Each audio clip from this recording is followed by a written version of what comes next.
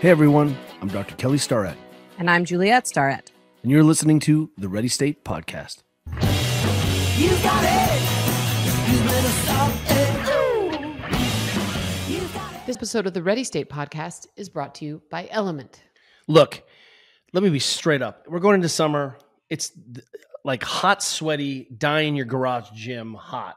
Plus all the athletes in summer programs getting ready for fall.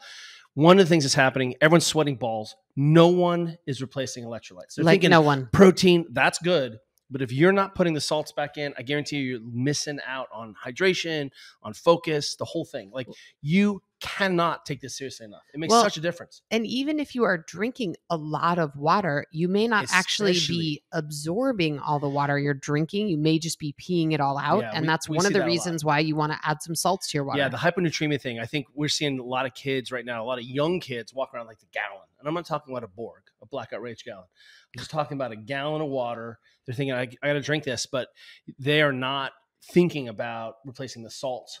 And you are a bioelectrical system. The whole thing runs on a gradient that's driven by salt. Let me just say that again. If you are sweating hard, make sure you're adding some salts back. And the best way to do that is to be entertained in your mouth. Let me introduce you to the power of Element. Right now, if you order through our link, you get a free sample pack with all of Element's flavors. Go to drinkelement.com/TRS. Do it. On this episode of the Ready State Podcast, we are very excited to welcome Tom Morris. Tom is in his 16th year within the Indiana Strength and Conditioning Department of Indiana University, serving as the Senior Assistant Athletic Director for Athletic Performance for the Department of Intercollegiate Athletics. He is responsible for the development and implementation of sport-specific strength, conditioning, flexibility, speed, and agility programs for Indiana's 24 men's and women's NCAA Division I programs, including the 8-time national champion men's soccer program. This conversation is great. I had a chance to become friends with Tom a long time ago when I swung by Indiana to work with the football team and the performance staff. And immediately I was like, this is a person, we're going to be friends forever. And I'm so thrilled to talk about him on this conversation with him. I had the exact same experience when I took Georgia on a college tour at IU, and we had the opportunity to also meet Tom and some of the other strength and conditioning staff there. And I came home and I was like, oh my God, this guy Tom Morris is amazing. Now, spoiler alert, we're going to talk about some of the challenges for young collegiate athletes. I think if you have a school-age child, you're thinking, hey, my kid's probably a unicorn and can play D1 sports. We talk about that a little bit, but also we talk about Tom's incredible story. I don't want to give it away here. I don't think we want to spoiler it, but understand that Tom is a total badass and has become even a more remarkable person dealing with this thing that happened in his life. Yeah, I mean, he really is such an example of humility and resilience and the power of positive thinking. And the power we're so inspired by him. Sport as an organizing feature to overcome difficult obstacles. Agreed. I think you guys are really going to enjoy this conversation with Tom. I know Kelly and I had a great time talking with him. Tom, welcome to the Ready State Podcast. We are just really excited to talk to you today. And I'll let Kelly kick it off with how we even know you in the first place.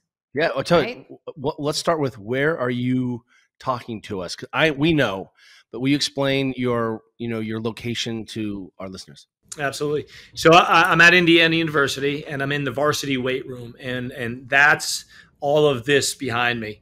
25,000 square feet, millions of dollars worth of equipment. I mean, it is like a little gem just sitting in the middle of Indiana. And this is where we train primarily all of our athletes out of here. So 750 student athletes, 24 sports, all training out of this one facility under this one roof. And will you explain where that facility is specifically in relationship to, like, say, a football field? So if you could see, it is right back. I've got windows behind me and the windows beyond that. We are on the ground level of the football stadium in the north end zone. So we've filled in that north end zone and put ourselves on that ground level. And you walk out those doors, you're right in the end zone there, walking right out onto the field. Now, And I just want to say I think Kelly and I both have had the opportunity to be in that gym. And I was there with our daughter, Georgia, when we were doing a campus tour. You guys were kind enough to let us in. And what I loved about her reaction is she is a water polo player, and she'd already decided she didn't want to go the like college athlete route, didn't want to play D1 water polo, wasn't pursuing that, but we were still lucky enough to get to see that gym. Yeah. And the only time she's ever had a She moment balked. of regret about not wanting to pursue D1 athletics Yeah. was when she was in that gym. I mean, she stood there and she's like, wait, so only the athletes get to work out in here? And, you know, and then we went over to like the normal kid gym, and she definitely was like, man, you know, this is the first time I'm sort of regretting not trying to pursue this athlete thing, because that gym is beyond. You know, we have that effect. We had that happen so many times. We'll have, you know, donors come in here with their kids, and you know, and maybe their students at the on campus here. And the second they get in here, they're doing everything they can to figure out how they can become an athlete, volunteer, whatever it may be, just so they can get in here and lift. Because I'm telling you, this is one of the. I mean, I'm biased, obviously, but this is one of the nicest facilities in the entire country. It is bananas. That whole university is incredible. And just for everyone's framework, I'm pretty sure that makes you a Hoosier. Is that correct? That is true. But do not ask me to define what a Hoosier is, because does Gene Hackman just walk around campus all the time? Exactly right. On occasion, you may catch him walk right behind me. You just never know. That's right. So what is your role in the department? Because we have so many questions about collegiate athletics right now. But tell us about what your role is at the department. So mine's director of athletic performance, and what I do is I give oversight to all of our strength coaches. So athletic performance here is our strength and conditioning coaches that are working hands-on with all of our student athletes. And so for me, I work with our men's soccer team. I still have a team that I get to get my hands dirty and get out on the floor with them. And I spend a lot of time doing that. But the majority of my time is just making sure that we're using the creative process to continually keep building up our brand, and building up our brand as far as how we're training our student athletes, how we're promoting them to being put in the most technological, the newest ways of training.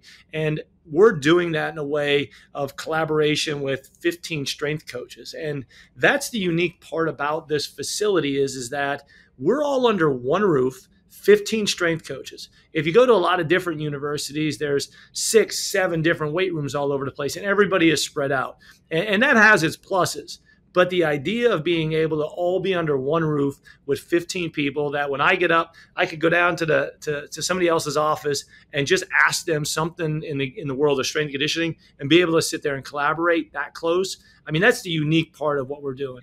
But to go back to your original question, that's what it's all about, is being able to keep everybody talking, keep everybody collaborating, and building the best programs. You know, that reminds me of what Kelly's talked a lot about with our early gym when we were still running San Francisco CrossFit. You know, Kelly had his physical therapy table like 6 feet away from the coaching floor. Mm-hmm. And, you know, then we had all these amazing coaches who were, you know, out there day in, day out working with athletes. And so, you know, they could listen to what Kelly was doing with his clients and athletes, and he could listen to them. And there was like so much growth and learning and collaboration. I mean, I think that happened in our gym throughout, but man, in those early days, that closeness and collaboration is so important. And I'd never really thought about it in the college context, right? Because, you know, like where I went to college at Cal, we did have like a bunch of, you know, there were like 10 different weight rooms. Mm-hmm. And, you know, we certainly weren't always, you know, connected with the other athletes. So I think it probably is also advantageous for the athletes to be able to witness other athletes training and see what other sports are doing, right, from a strength and conditioning standpoint. Yeah, absolutely. And, you know, one of the biggest things we always say is, you know, we're prideful that we're good coaches. You know, we try to be the best coaches that we possibly can,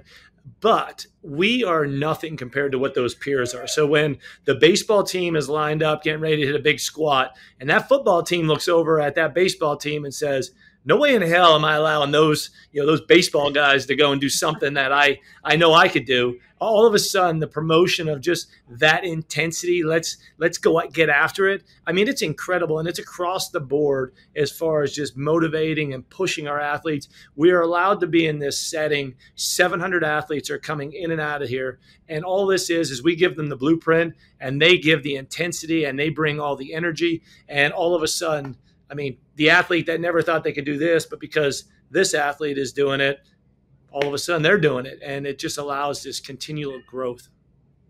So before we have like 1,000 questions about strength and conditioning in college athletics, but we cannot talk to you on this podcast without hearing your unique story. You had a really bad crash and accident, and I just would love it if you could share that with our listeners. Just because it brings in such visions of inclusivity, you just think differently about the world. We'd love to hear about just how you became an athletic director and your unique sort of position that you occupy in this sort of world. Yeah. So let me give you a little context. I was always an athlete. So was an athlete, grew up as a football player.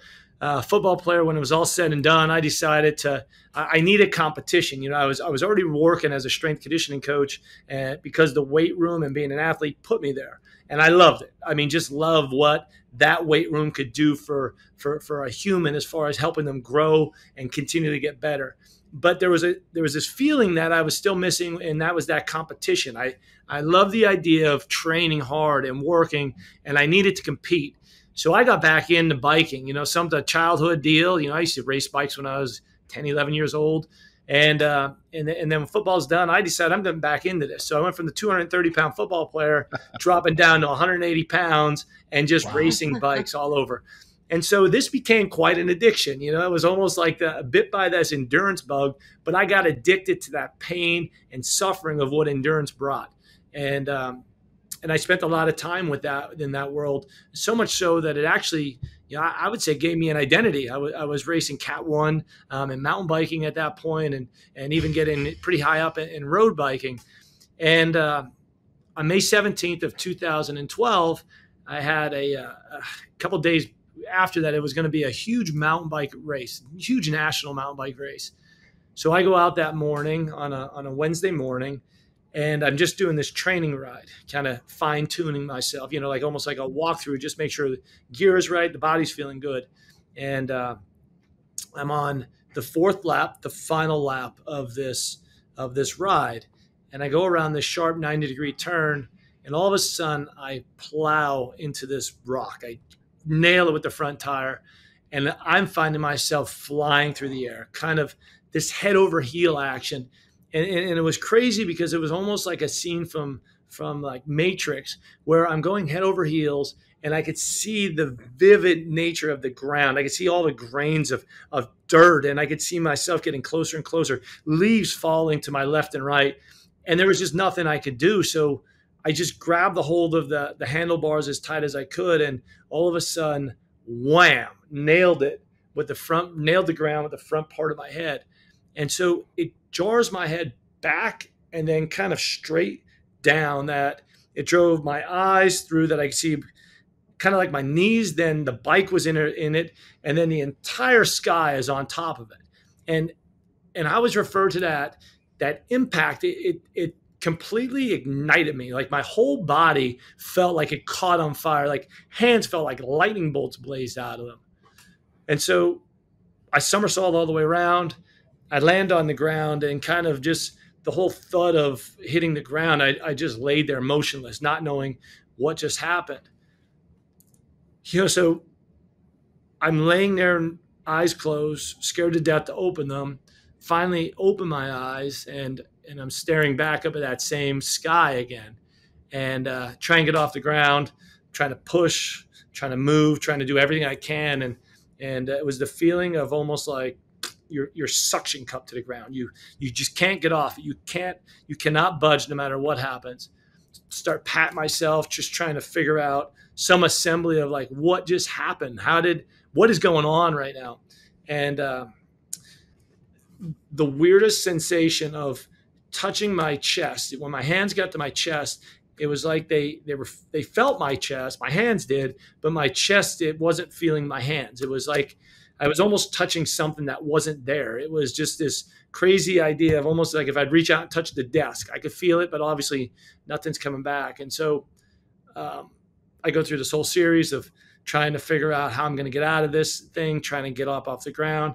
I'm laying there staring up the sky. I realize I have my phone on me, but I try to reach in my pocket to grab my phone, and because I have one of those cycling jerseys on, so it's in my kind of back right pocket. I reach in there, and then at that point, I realize it's not even just your legs that aren't working. You're not only just stuck. My hands aren't working either. They could pinch, they could feel the phone, but they weren't strong enough to actually pull the phone out of my back pocket. And so at that point, I'm in this world of, oh shit, like I'm stuck to the ground on some secluded trail in Indiana, completely by myself, with any kind of way of getting out of it completely gone. You're just stuck to the ground. And so I laid there for 3.5 hours on the ground. Oh my God. Yeah, 3.5 hours of just not kind of knowing, and all the millions of thoughts going through your head, and 3 hour mark into this, my body's in such an intense burn, just everything's on fire. My breath is getting labored, and I'm just kind of in the place of, is this the last place I'm going to be? Like, will I ever see my wife again? Am I ever going home? But luckily at that mark, 3.5 hours into it, these two riders came by, and then called for help, and kind of the journey began. So that's bananas. Yeah. Yeah. And so tell us, in sort of medical terms, like what actually, you had, like, that was, by the way, such an amazing description. Like, and it's crazy to me that you were able to, like, remember and see all that detail, right? Yeah. Right. And, but, tell us then from like a medical standpoint, like what actually happened to you after the fact, and, what is your life like now? Yeah. So I get to the hospital, and they, I go in, and at this point I know something's obviously wrong, but I didn't know the severity of it until I went in and I got the initial scan. And when I came out of the scan, the doctor, who actually ended up being a biker, I knew her from doing some different rides, and she looked at me and she said, "Tom, you broke your neck. You have a C6, C7 vertebrae break." And when she told me that, she started crying. And when she did that, I just knew, like, this is a big deal. This is not going to be real good. But the C6, C7 break, hours later, I go into surgery. They fix the spinal column. Spinal cord is already damaged at that point. So the initial diagnosis was, the doctor came in and said, basically, you are a quadriplegic. You will have no function of your hands. You will have no function of your body. You're going to need, it's not even that you can't walk. You're going to need a caregiver for the rest of your life.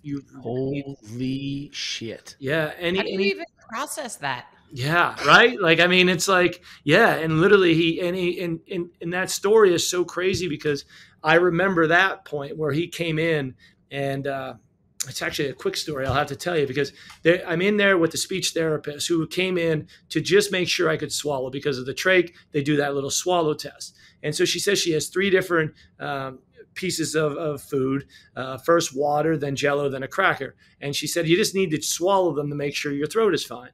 So she feeds me a little water. It goes down. It actually felt pretty good. Then she feeds me this cherry Jell-O. And I'm telling you, the second the cherry Jell-O and the sugar hit my mouth, it felt like life coming back in me. But I swallow it down, and I'm like, nailed that. And so the third one, though, is this cracker, and she's holding it in her hand. And so what I didn't know what was happening at that point was, right outside my door, the doctor, the surgeons he's talking to my wife, and he's telling her the diagnosis. And he said to her, Tom's a quadriplegic. He'll never walk again. He's going to need a caregiver. This is going to change his life and your life forever. And her only concern was, how are we going to tell him this? Like, how are we going to tell Tom what just happened? And so in the meantime, I'm in the room and all I'm focused on is cracker. Like this cracker is staring at me and I'm just I crushed the Jello. Bring it on. bring it on. I was confident at this point, nervous but ready. And so the speech therapist is holding this cracker about 2 or 3 feet away. And so she's starting to bring it close to my mouth. And right at that point, I see the door, it flings open and the doctor comes barging in. And without even any kind of hello, nothing, he just yells out. He's a quadriplegic. He can't feed himself. You got to feed him. You got to put it in his mouth. And I remember sitting there just thinking like, oh, fuck, like what? Like what? Like what? And my only thought at that point is like, I wonder if he's telling the, like, is this real? And you're like, am I being punked right now? right? I'm Tom Morris, super jock. Right? Like I'm like, you're telling me I can't like pick up this cracker? Like it's just. And I remember I reached out with like everything I had, and I grabbed the hold of the cracker. And when I pinched it, it felt like I was lifting 1,000 pounds. Like to squeeze and just be able to hold on to it. I tight as hard as I can, and still couldn't crack that cracker. And I pulled it in my mouth and start chewing it. Kind of just chewing it, turned it into a little ball of crackery mush and swallowed it down. And I remember just going like, yeah, the hell with this dude, Take that, Suck it. doctor. Suck it, doctor. What I have to just quickly interject for anyone who's not watching and is just listening to this story is extra amazing because the entire time you're telling it, you're doing all this like very like animated gesturing with your entire upper body. So, I mean, that makes it even better. You're just obviously using your entire upper body. So when I met you, I think it was 2016 or 2017, I had come to see Coach Keith, who was a former head strength and conditioning coach for football. Yep. I was invited there. I didn't realize how relatively recent, within like 5 years of your injury it was. We talked about adaptive athletics. You were an athletic director at the time. How I want to know, you have a blueprint for injury. Had you ever been injured before in your life? Had you ever had a knee surgery, a shoulder, where you lost this identity of physicality? Had you ever gone through something like that before? Never. Basic broken fingers, go to catch a football, have a finger get dislocated, but nothing that a little tape and a little PT didn't help, so. And I know it's a big jump to say, hey, I've torn my ACL, I may lose my scholarship and my identity, to, hey, I have a spinal cord injury that changes everything. But the core principle there is the same, that we lose, especially, Juliet and I are just like you. I think one of the reasons we always talk, all three of us talk about mountain biking together. But one of the things is that we just so clearly identify our recreation, or the things we like to do, train. And if that was taken away, it's a little bit shocking. How can you talk about that experience? Or was it just, hey, I already have a model for this. I've been around injured athletes making rehab gains. I know what the work looks like. Did you have a framework, or did you just say, oh my God, my life is over, or I just have to get back to work? Yeah, it's 100% just what can we do? Like, how can I move on? I've seen athletes, again, I've never been injured before, but I've seen athletes, we've helped rehab ACLs, and the ones that go on to be the best, to have the best outcomes, they just put the work in, they put it in, they live in the moment, they live in the present moment, and they try to control the controllables. And I think that's such a foundational principle that we could all live by, is control the controllables. And in our control, there's not that many things besides effort, besides the way we're going to approach whatever's in front of us. And that's all I had, was the idea of, I didn't know what any given day was going to bring. I didn't know what the outcomes were going to be. I just knew I had energy and I could put my focus into that moment. And that's how I decided to kind of tackle this thing. I remember a whole bunch of people in the beginning saying, there's Paralympics and there's all these different things. In the meantime, I'm sitting there with this huge neck brace, barely able to breathe and move, and they're talking about Paralympics. So I was like, let's not put the cart before let's not put the cart before the horse. Let's just hold on a second. And so for me, that's what I did, is I tried to listen to the PTs. I had incredible PTs that I was so fortunate to work with. And they not only helped me with some of the physical parts, but they they painted the picture of what a spinal cord injury is, because I think so often, including myself before this injury, I just thought, oh, spinal cord injury, anybody that's in a wheelchair just can't walk. Like, that sucks. But like, it was like universal. Didn't matter what was going on. And then you realize with a spinal cord injury, let alone a cervical spinal cord injury, man, walking is the least of your worries. I mean, everything is gone. Everything is kind of wiped out. And so I put the energy into whatever they told me each day. Started off with trying to pinch a finger. Started off with trying to comb hair. Like, it was just the littlest things building into hopefully the bigger picture. And yeah. And sorry. Oh, yeah. Well, what I was going to say is one of the things that I admire so much about you from afar, having met you, of course, but also sort of watching you on Instagram. And I know you go around and do speaking engagements and stuff. But I mean, and you didn't mention this, but obviously a huge part of how amazing you are and how effective your recovery was is your mindset. And, I'm sure people would love to figure out how they could like tap into your mind and make a drug out of whatever it is that you have going for you. Did you have formal mindset training? Yeah, because did you see a high performance psychologist? I mean, really, like, I'm wondering, did you have a framework for this, or did your training as an athlete prepare you for, I think I understand how to cope with this? Yeah, because I mean, just quick like context. I mean, you are like a stoked, positive, human out there in the world who is like functioning at a very high level in all things you're doing, including athletics, which we can get to. But, how did you approach that from a mindset standpoint? Well, I appreciate the kind words on there. I definitely, I'm humbled by it. I never had a high performance psychologist, nothing. I do think I think sport creates so many positive parts of life. And I think for me is, there's one story that when I started off Little League, I hate to always hit with stories, but I think they speak to where maybe it started. And so when I was 9 years old, I'm Little League All-Stars, Beaver Banks Little League All-Stars. And it was the greatest thing, because it was the start of my MLB career. Like, this is where I was headed. And so you're not wrong. I totally get it. You know what I mean? We all had these, like, we're all, even your listeners, that time. I played for FC Bayern. It's totally fine. Yep. See? Exactly right. And so I get out there and I'm trying out for Little League, me and three of my closest friends. And you would go through the standard Little League tryouts, run, jump, tube, hit the ball. We get brought back into the locker or into the dugout. Coach says, hey, I got the list of the team. If you're on the list, you come out center field. If you're not on the list, try again next year. He puts the little note up on the wall. We go out there and just, you're ripping through that, trying to find your name. And I still remember the feeling of going through, I don't see it. We go through again and going through and I don't see it. And I hear, and at this time, all my friends are like, yeah, and they're making it. And I go through that list about 5 or 6 times and I realize, hey, I'm not on the list. Like, I didn't make it. And even kind of not worse, but kind of worse, all my friends did. And so I remember just, dropping my head and walking out to my dad. He's at the parking lot by his truck.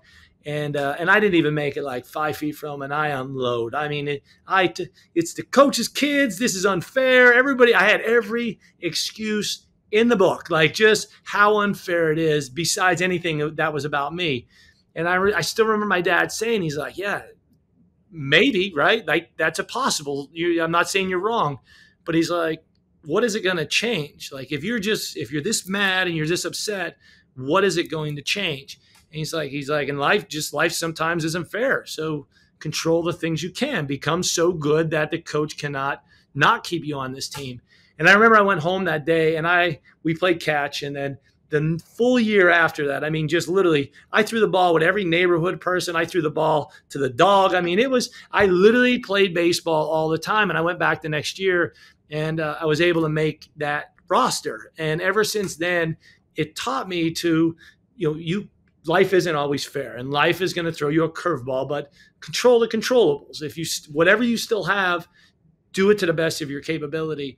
And I think that foundational principle at 9 years old was something that was replayed over and over, because I have failed so many times in life. I have failed so many times, but every time I failed, I just tried to learn something from it and take it as control the controllables, figure out how and what the effort is that you could put in there to be able to keep moving on. And I think when this accident happened, the same deal was like, okay, I can't walk or pinch a finger. What can I do? And just that idea allowed me to keep moving forward. And I do think it's a really important part, because boy, oh boy, life is still not easier. Life has still gotten a lot harder, but I spend my time where my energy could actually make the positive change. And I'm very, very fortunate to be able to do that. So you're a coach, and I think as a coach, especially as a strength coach, it's all about regression and progression. Athletes change during the season, they get injured, they get banged up. You're always working to find out what we can do. I mean, I don't think people understand that part of strength conditioning is really miraculous, that no matter what we're coming in, we're going to work today, no matter what. And that may be really different than what the other kids are doing, but we're still working. Right. What I think is I'd love to explore is, how did this impact your coaching? You've been a D1 athlete. You love to train. You're already a strength and conditioning coach. Suddenly this thing happens. You're now a hyper user, right? You're just like, you're training harder and more sort of in touch with all the systems than any of your other, 18-year-old mutants. But does this change how you're interacting as a coach? Yeah, it does. It does. This was it's interesting being in a profession where, we all out here, we're teaching movement. I mean, our whole field is based off of human movement. And then the thing that's kind of taken away because of this accident is human movement. So I sat there kind of trying to figure out just the basic logistics of, how do I teach a clean again? Like, what am I going to do to fundamentally get through this? Because before, that was it. I demonstrated everything. If it was a clean, I would demonstrate it, and then I could kind of fill in the gaps with certain coaching cues. And what I realized very early was, okay, that's not going to work, obviously, but what is the technology? What is the team that's around me, as far as, incredible coaches that I'm so fortunate to work with? How do I utilize them and their movement to be able to get out here and really demonstrate, to get the point across? And that was a major point for me to move forward. I had to utilize the team. I had to utilize technology. I had to become a lot better at talking than I could of filling in the gaps. I now try and fill in the gaps with these hand gestures that are thrown all over the place.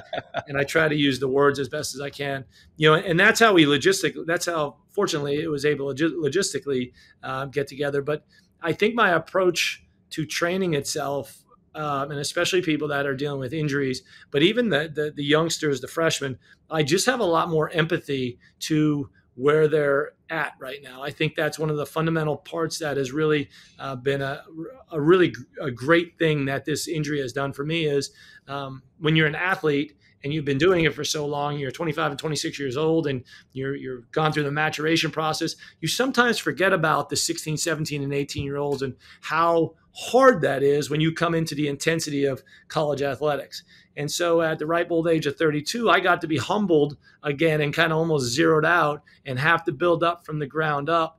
And it taught me a deep empathy. It taught me to really sit with these athletes that are struggling, and they're not struggling because they're weak and they're mentally shot. They haven't been exposed to that. So I learned a lot as far as that approach of humanizing the whole process and really finding out who they are and building that bond up. And that's incredible, because that bond, even though I felt good about it before, now, the last 11 years has created such a tight-knit feeling with a lot of our soccer players, and things that I don't know if I would have felt before. This episode of the Ready State podcast is brought to you by Momentous.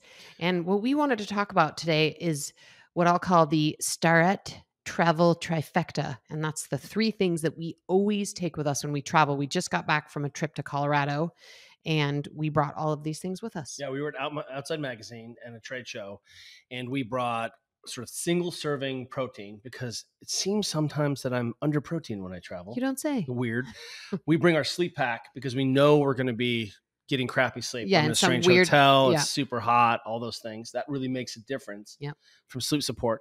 And then something that has made a difference in my life as I have gotten older, and it's called collagen.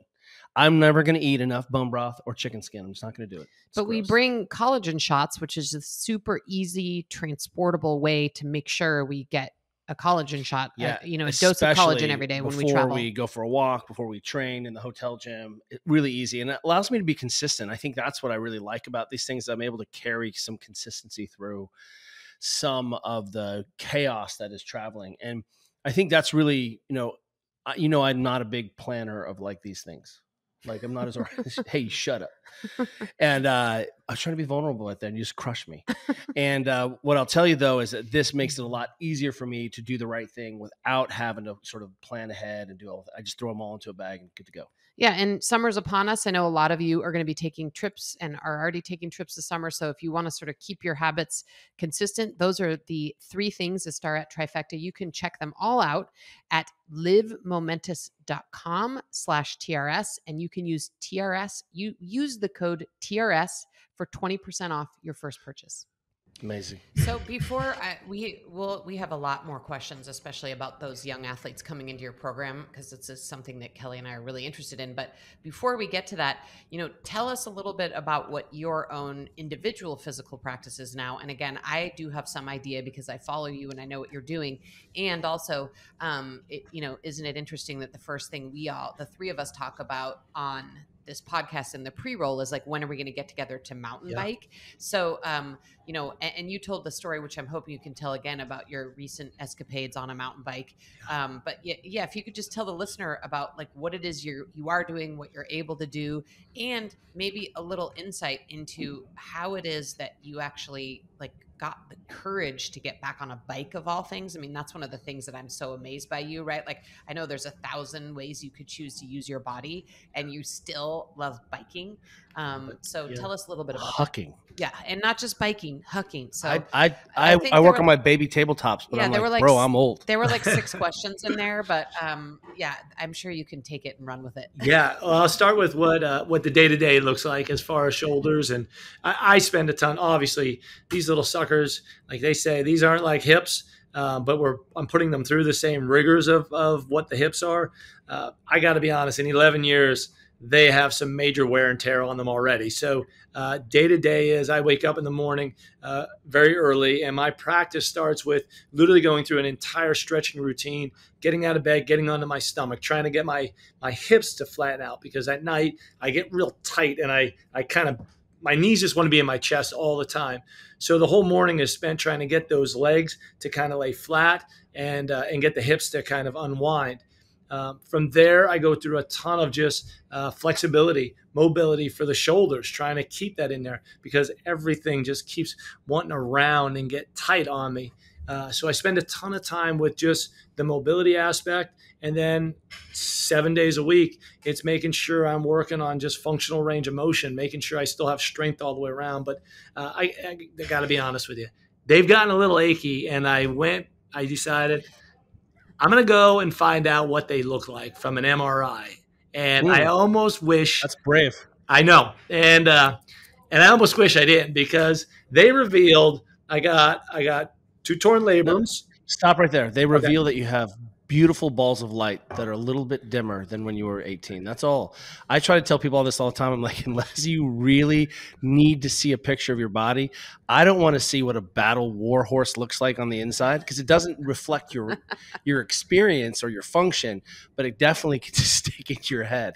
Why do we not speak more often? Because I wish I would have talked to you before, because I'm just sitting there going, should I do it? Should I not do it? And I did it. And all of a sudden the doc picks up and he's like, well, it's not horrible, but it's not great. And I'm like, dang it. So I'm not even going to give you the whole outcome of that, but it's just, I got to emphasize those shoulders a lot. And so I'm just very, very proactive with that. But all that being said, I got to stop and just say that's actually, I know it sounds crazy because you are an adaptive athlete and you're trained so hard and you use your shoulders, but it's not any different than an athlete who throws a ball and has to do one thing over and over again. We really see that when we have these specialists who do specific things, we have to just think, how do we protect this essential mechanism? And once again, sport gives you this platform, right? Gives you this tool, gives you a team, it gives you a place to explore. The weight room is so important. So important. The weight room is just, I mean, that's a rabbit hole I could go down in so many different areas. I won't for right now, but for as far as the actual strength, the mental everything, the weight room, man, I tell you what, I've been very, very fortunate to find this as a profession and be in this position and to be going through life and still have this in the background, because it's helped out tremendously. Let me ask you. Wait, I still want to hear about his mountain Okay, biking. sorry, go ahead, Karen. I can't move on until you tell us about your biking escapades as a adaptive athlete. So it's funny when you talk about, the earliest days, it was only about a month and a half after the accident, and they're like, hey, there's this thing called hand cycling. And so they took me down to the gym, and that was one of those, the armored, standard. And I remember trying to crank that darn thing, and literally to try and keep it moving for more than 2 minutes was this incredible, daunting task. Like, it was just like, how the heck do people do hundreds of miles on these things? And so I started with it in the gym, and then gradually it built up. But then I got on the first adaptive bike outside. And when you're in a wheelchair, you find that the world gets, to go around the block. The first chore for me was to go around the rehab center. It couldn't have been more than 800 yards. It felt like running a marathon. I mean, it was just crazy how hard it was to go far.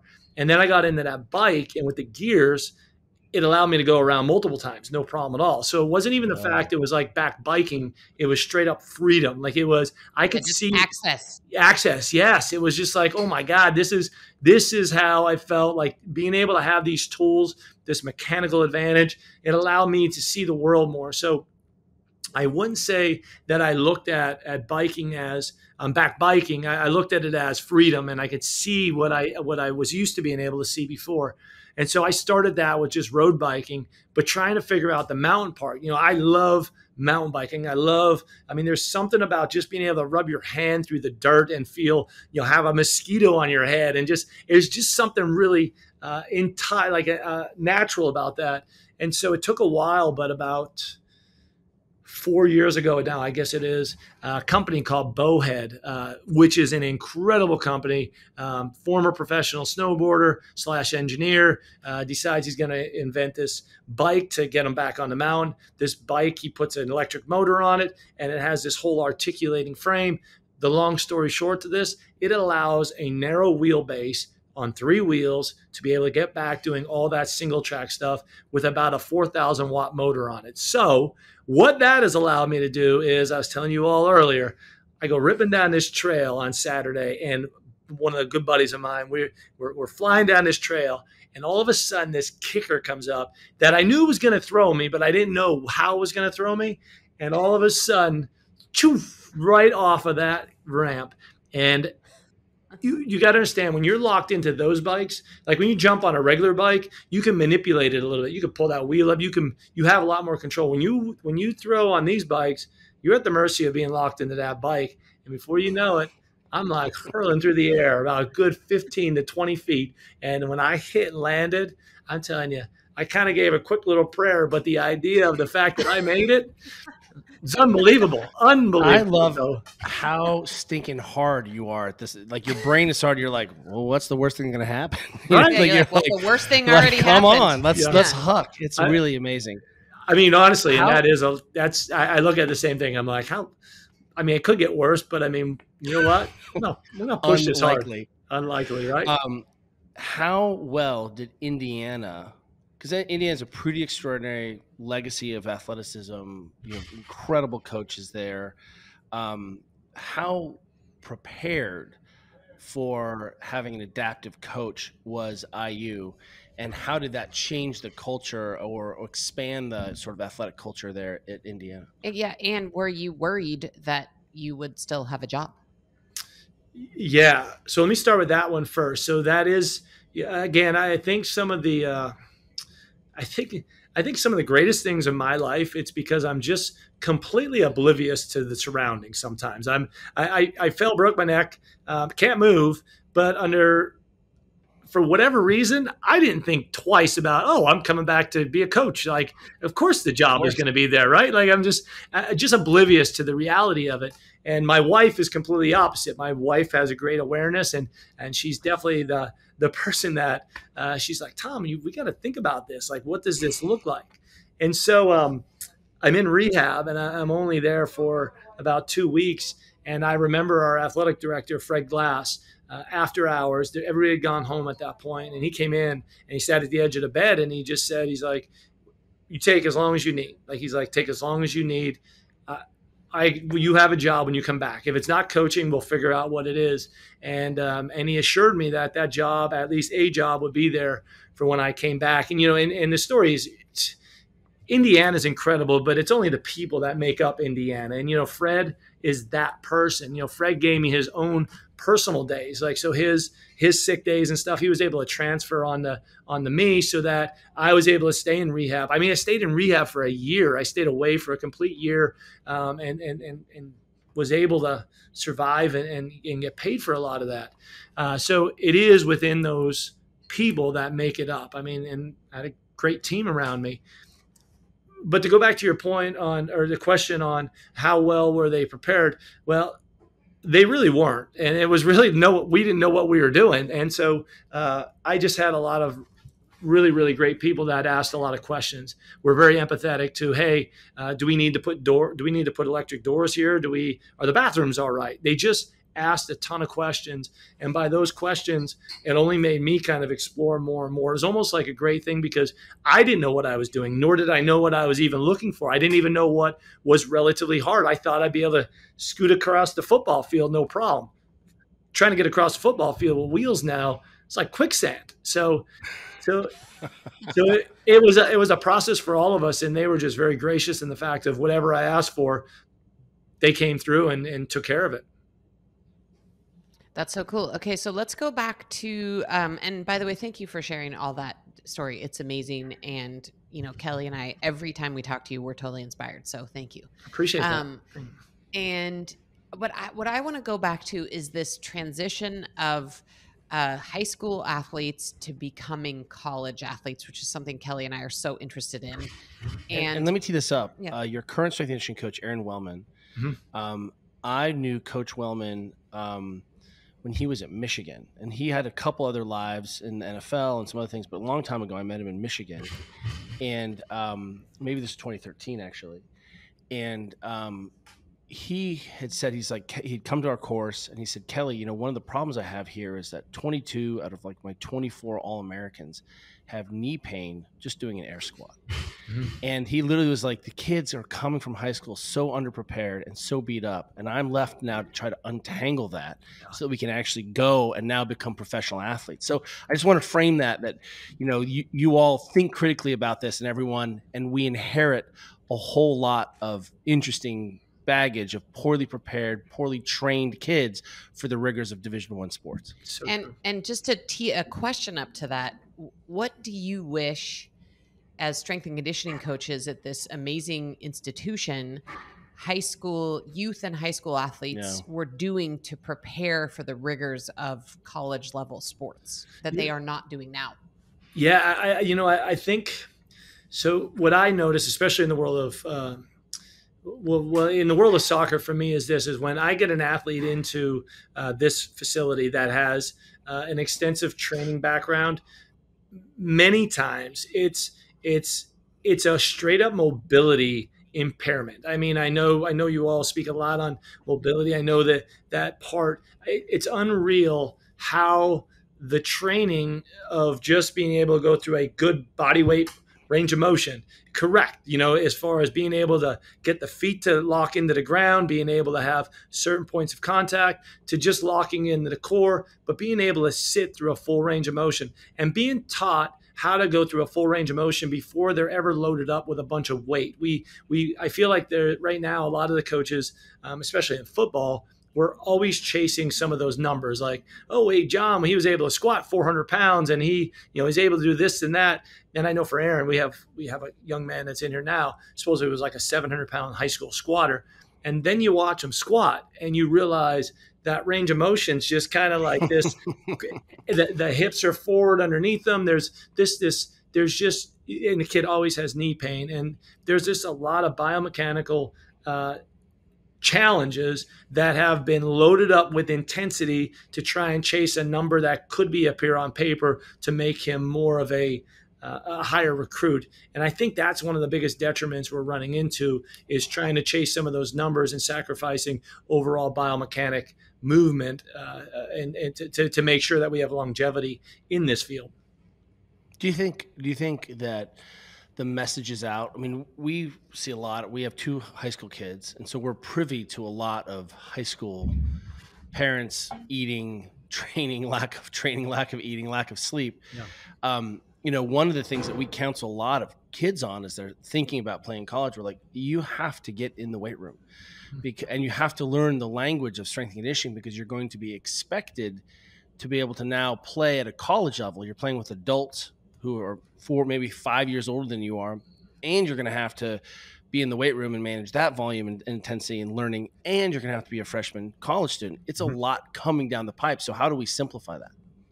Yeah, that's a wonderful. I mean, that for us, we're always looking at trying to kind of. It's almost like an energy. It's like almost like energy planning in a sense. We have so many different things that they're going to have to do. So it's coordinating that schedule. It's making sure that we're being proactive and not reactive to, hey, I went through a workout, but I totally forgot, like I'm running late, got to get to class. So what ends up happening is they leave the workout. They don't have any food. They didn't prepare because to make that transition over there. So all of a sudden they're 3 hours post exercise, they didn't have a single calorie in them to try and replenish them, and they've been sitting in class the entire time. And what I mean, it's the spiral effect, because what happens if that happens on a Monday? Well, they show up on Tuesday, they're definitely not any more recovered. And even at 18 to 20 some, which they do bounce back pretty quick, you still are starting negative. You're starting in a deficit. And so all of that does is just compound them. And it's another big point that we're always trying to instill is the preparation part of it, because you fall behind really quick. It happens in school too. It's like everybody starts off with 100 when you're in there with your grades, but the second you get one failing grade, all of a sudden, if you fall behind on the readings or you fall behind on anything, it just keeps compounding on you. And then all of a sudden you're at a really big detriment and you're trying to get back to it. For us, that's what we're always trying to do, is make sure that we're preparing them. So they meet with the dietitians, they meet with our academic people to say, hey, you got this, this, and this. Prepare for the next step as we go. I think Aaron does a phenomenal job with it over at football, because they have such a busy schedule, making sure that they know the idea of eating the right things, eating something, at least putting it in their body, making sure that they're getting home, playing video games because they're going to do it, but knowing that if you got a 5:30, 6 o'clock run, you got to get a good 7 hours in. And it's a daunting task, and it's one that usually doesn't come together until maybe a sophomore or junior year for most. But it's as a freshman, you sit there and just keep trying to drill it into them to get into some kind of schedule. So Kelly and I chuckled a little bit because, as you know, we just wrote this book called Built to Move, which is, our way of trying to bring together all these habits that we think are connected, and all of the habits that we learn by working, at your level of strength and conditioning in sport and being athletes ourselves. Yeah. And saying, hey, the things that athletes are supposed to be doing that are the real basics are actually the same thing that like regular humans are supposed to be doing, right? You just translate that, what you just said, to like any weekend warrior athlete, right? Where they go smash themselves training for the triathlon in the morning, and then they sit at their desk and they never ate any protein or a vegetable. And, and then they stayed up late watching Netflix instead of playing video games and only got 6 hours of sleep, right? So you just see that it's like, the same challenges that real serious athletes are having are the same challenges that like everybody's having. And it turns out the response to those things is the same, which is the real basics, get some protein and food on board, sleep, do some mobilizing, take care of your range of motion, just some of this really basic stuff. Do you think some of your kids are coming in? I mean, obviously there are kids who come out of systems and who are much more prepared. But there are some kids we're finding. We were just talking to a coach friend of ours about a freshman who just went into the transfer portal. But that freshman was from New Zealand and didn't know how to shop, had never gone to the grocery store, and then got home and actually had to FaceTime her mother to figure out how to put the groceries away. So, I'm like, wow, that person has really been failed by her coaches, didn't know how to eat, didn't know how to train, didn't know how to sleep. They had to kind of teach this person everything. No, I got a quick little story because yes. So to your point, 100%. And so, we have a great women's basketball. I worked women's basketball for years. Made some really great relationships with a lot of the women. One such went through our program, played pro for a while, but then was in this transition phase. So my wife and I said, "Come on, stay with us until you get life in order and you move on to the next thing." And so one day I come home and she's standing at my stove. And she's at the stove and she's like doing this. And I'm like, "What are you doing?" And she says, "I'm making mac and cheese." And I'm looking at the stove going, "There's no flame. Like it's not even on." And she's like, I'm like, "How long have you been doing that?" And she says, "I don't know, like 15, 20 minutes and it will not kind of come together. It won't, like the cheese won't come together with it. It won't." And I'm sitting there going, I'm like, "Do you know that you don't have the stove on?" And she's like, "What do you mean?" And I'm looking, I'm like, "The stove, you don't have the stove on. You got to turn the stove on to cook it." And I looked at that, which is genuine. She graduated out, like she was already graduated and post.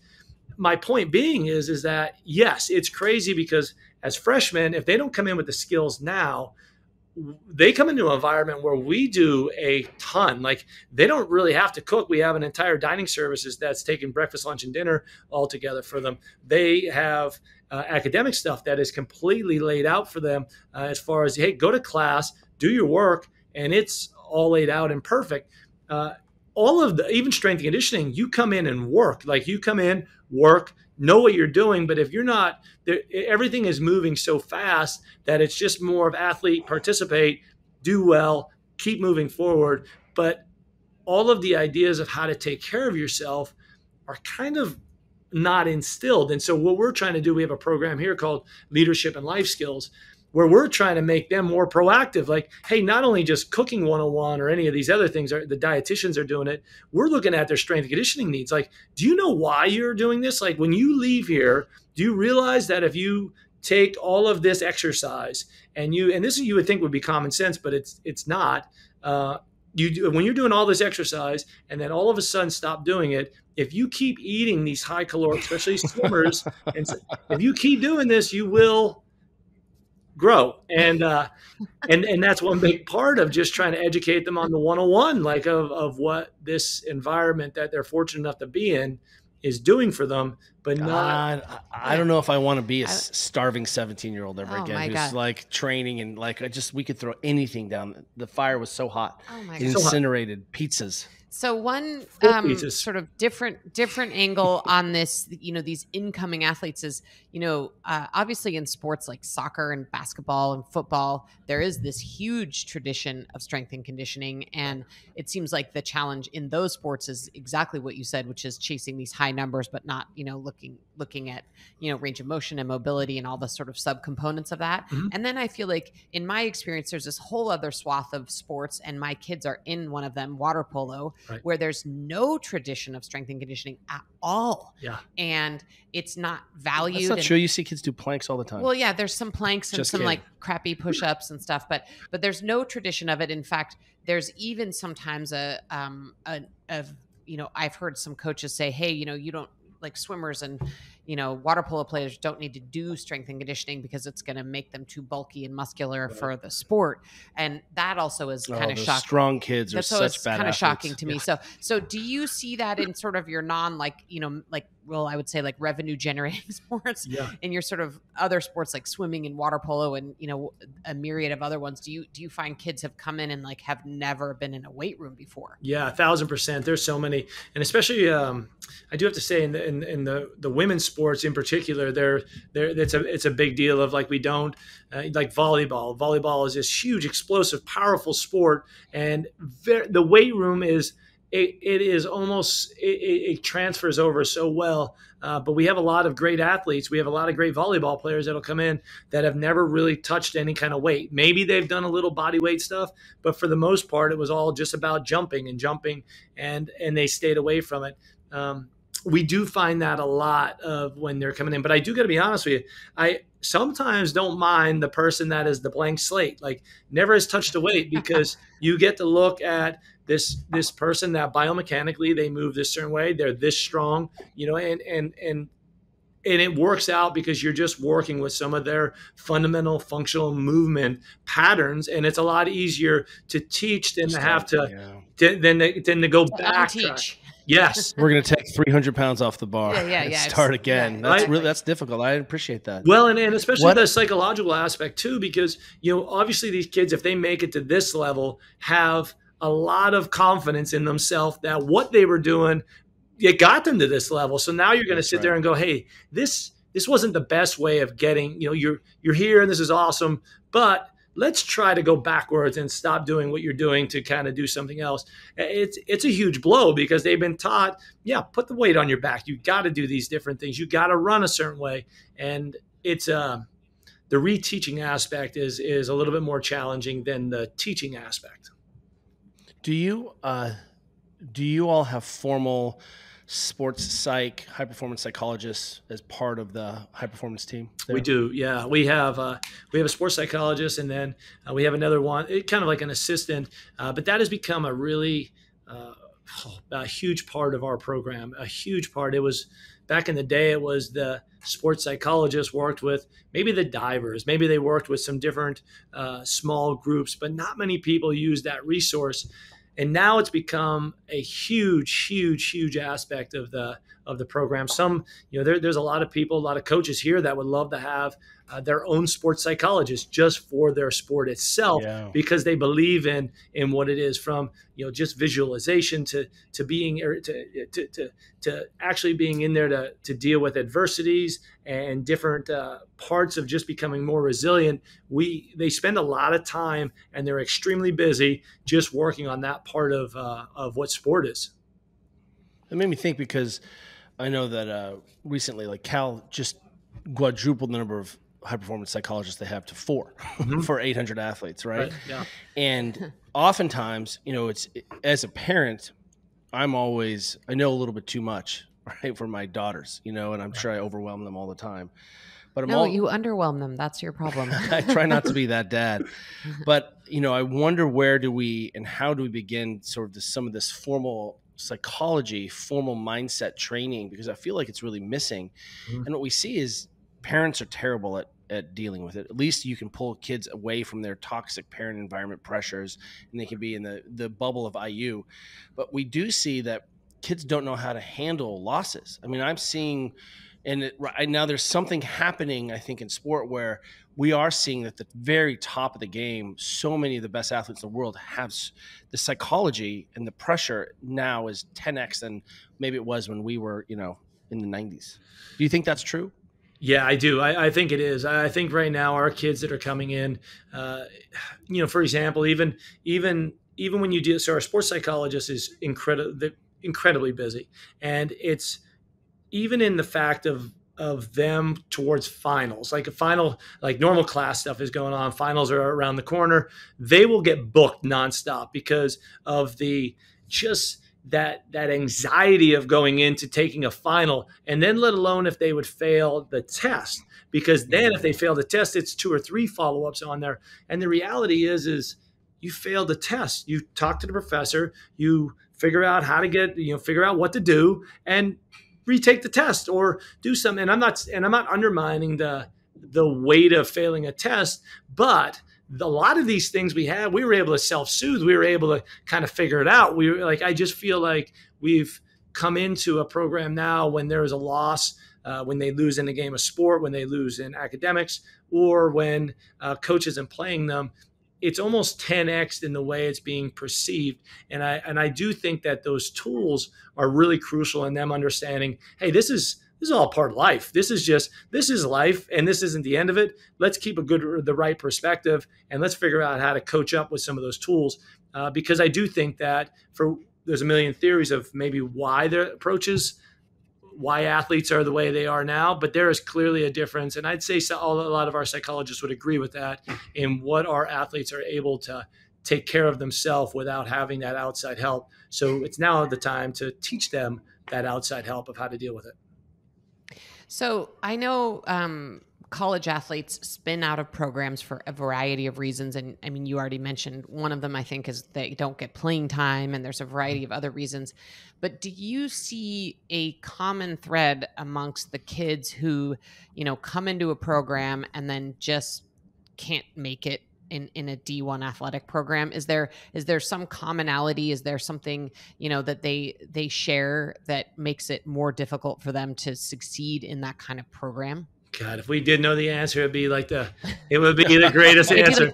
It'd be like recruiting gold. Oh right? my God, it is. We have had kids that have come from poverty, and they've been able to keep their grades up. They have that story, and then all of a sudden they get into our environment, and they just, whatever reason, it just doesn't work out. Like they go away. Or you have the kid that is same story, but they're able to succeed. We've had the kid with the silver spoon in their mouth the entire time, that just is the hardest worker and grinder you have ever met, that goes on to play 15 years in the NFL. And then the complete opposite. It just doesn't seem like any given storyline backs up the exact outcome. There are some common themes of the fact of most kids that are able to keep moving forward have this mentality of, hey, when this happens, I'll figure this out, and I'll just keep being able to move forward. And they also have a good support system around them too. I do think that in athletics, we could create a good support system, but I think that outside layer is so important as well, because in here, we could hug them and do everything we can. But when they don't have that outside layer, from parents to friends to people away from us, man, it really does make the entire system a little bit more detrimental to them having that long-term success.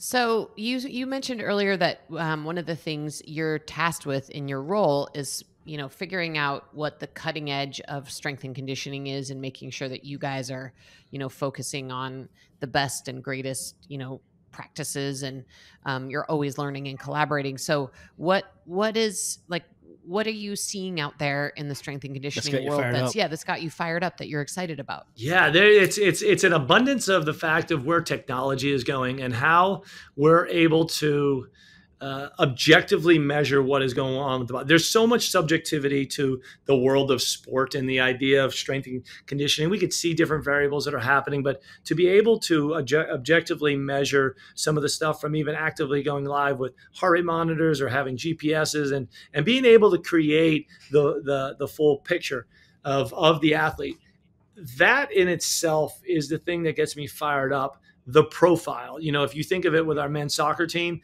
we have the sports science world over here, and strength and conditioning, and then sports med, and then you got this whole level of actual soccer. Well, the idea is we are always able to gather all of this information, and we're pulling and we're filling up these buckets of all these numbers, but everybody's sitting there going, well, what the hell do we do with all of it? Like, how does it all talk to one another? How does it actually? Right. Do I need an extra peanut butter and jelly sandwich with that? Right. What do I do? Yeah, dude. Like, what? Besides some of the blatant stuff, like a lot of it's all kind of intertwined, and it's hard to make sense of it. And so now we're able to take all of it, dump it into a profile, and now with the help of AI, Chat GPT is unbelievable what it's able to produce as far as looking at some different coding deals, which I'm not going to be able to tell you that I know how to do, but some of our sports scientists that I've talked to are able to take some of the different codes that comes from ChatGPT and then basically pull all of this information, drop it in there to tell us what and how ready an athlete is to move on to the next level. Hey, if this is going on, it gives us some parameters of, there is a high chance that if this ankle pain, Johnny had this ankle pain back in the day of this, and this time, and then usually he also experienced knee pain later on. It gives us these different ideas of predictability that we've never had before. And it's all about taking all of these numbers, using an AI system to just literally pull some of that stuff out. That's extremely exciting to me because I think it's just like the entire world right now with AI.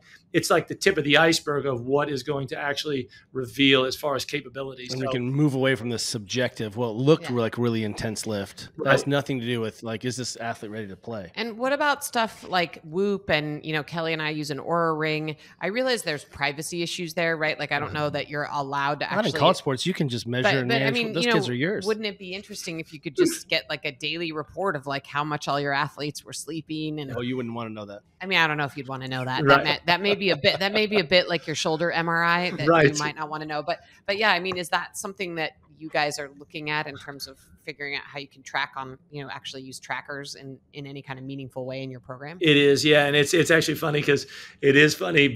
When Whoop came out, everybody got excited. So they gave us a bunch of them to try, and we have them on like a bunch of volleyball was one of the teams.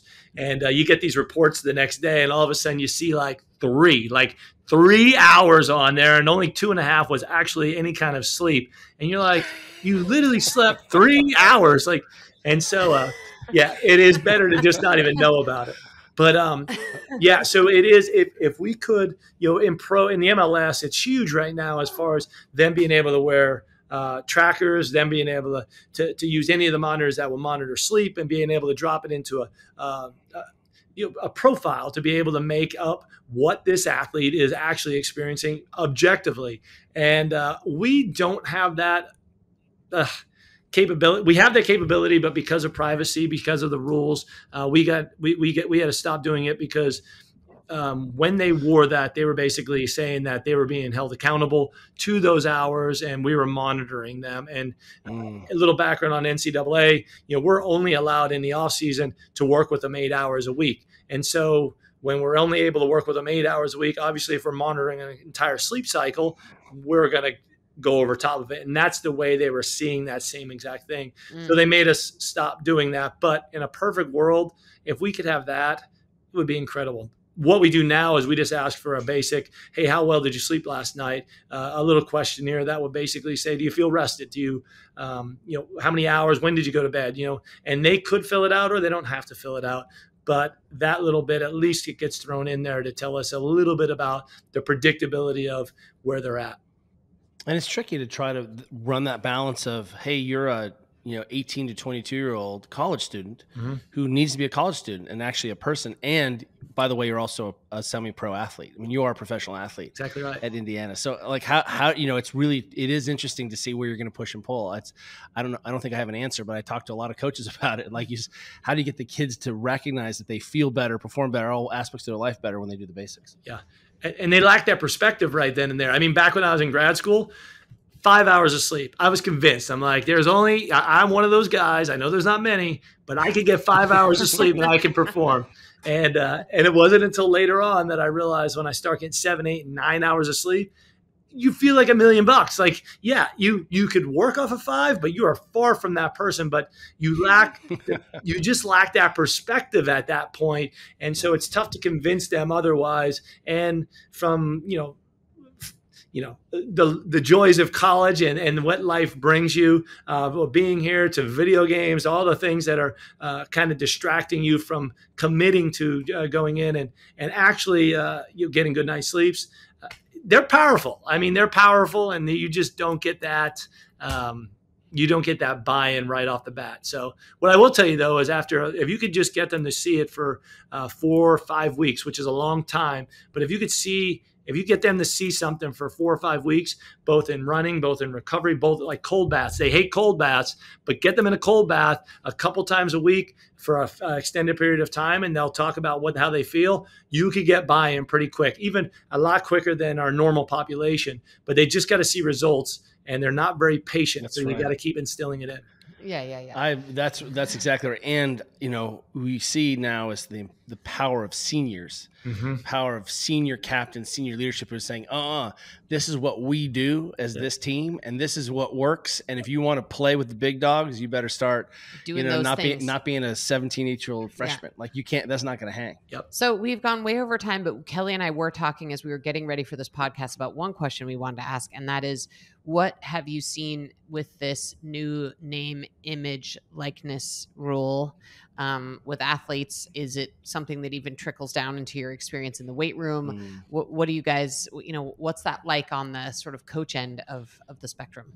For us, it hasn't touched us a lot. Obviously we get to see a lot of, we hear a lot about, our basketball guys and some of our football guys, and now our women's basketball, getting these pretty big deals. I mean, heck, going from nothing to getting even $50,000, not even, but like $50,000. Oh my gosh. Right? Like, I mean, that's major. As a college student, you're rich. God, yeah. You're rich, like $50,000, or the fact that they could go down to our local fine restaurant and then they could just, hey, this is comped on us. And there's no rules that are going on. It's such an interesting world right now. And people say it's like the wild, wild west. There's just a lack of rules. And I would say there's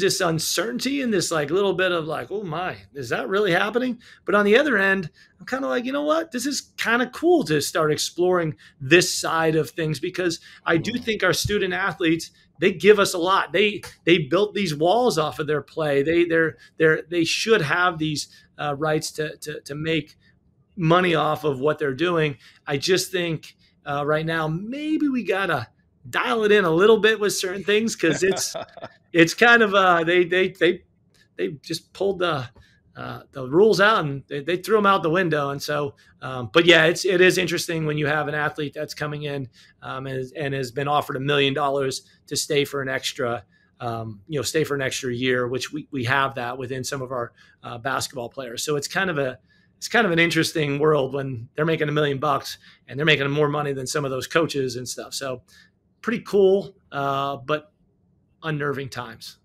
Amazing. Yeah.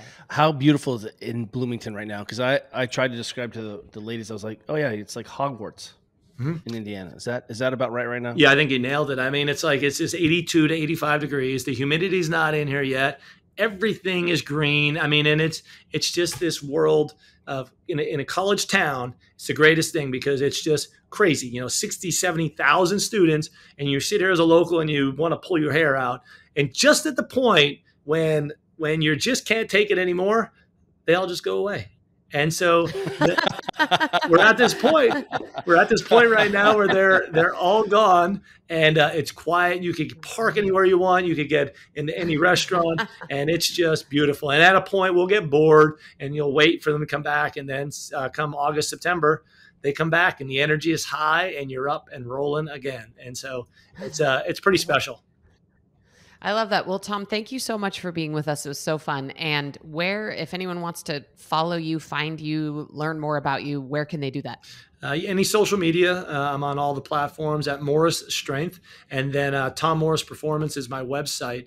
And so, yeah, love to interact with anybody. So by all means, DM or any way, contact me, because I love talking shop and definitely talking about performance. Well, Tom, you hopefully, you have an incredible water polo coach who was a Cal graduate, where Juliet went to school, and she now has had this program long enough to start to be able to own all the recruiting. You guys are having incredible success with the max number of wins, like just the number of scholar athletes. I'm hoping that maybe Caroline can play there someday. So I'm planting those seeds. You could train a kid who can already overhead squat and snatch. Right? Come in there and it would be unbelievable. So let's get her here. Let's get her here. I love it. Yeah. Thank you so All much, right, my friend. again, Great to Tom. see you. You bet. Thank you so much.